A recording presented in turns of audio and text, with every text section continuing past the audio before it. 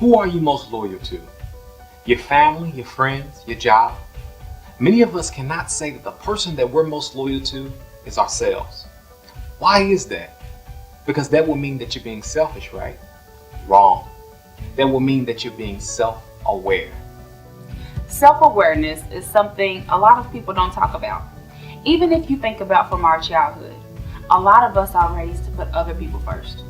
Even when it comes down to what we believe, put others before yourself. I'm not saying that in certain times of life you shouldn't, because kindness and humility are two values that we live by every day. What's hard though is when this becomes our norm and our expectation, we never really learn how and when to say, hold on, I'm putting myself first this time.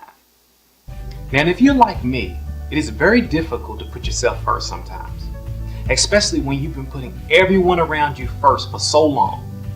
Here are a few tips that we have used to improve our own self-loyalty and self-awareness. Tip number 1, recognize your self-worth. Set aside time for yourself each day. Ask yourself, the same people who I put first and give my own time and energy, would they do the same for me? The answer is no. Think about it. If they wouldn't do this for me, why should I give my time and energy to them? If the answer is yes, continue to value that relationship, but always set boundaries. Tip number 2, learn to listen to yourself. So often we have so many people in our ear telling us which decision to make, which school to go to, which guy to date. Not many times are we listening to what we want, where we want to go, and who we want to be with. So, take the time to listen to yourself and trust what you hear. Tip number 3, practice forgiving yourself. A lot of times what keeps us disconnected from ourselves is that we don't trust our own instinct. Many times that comes from making past mistakes and never being able to move forward. If you hold yourself hostage in your past, you will never allow yourself space to grow. So forgive yourself, period. Whatever mistakes you've made, forgive yourself and move forward. Tip number 4, be patient with yourself.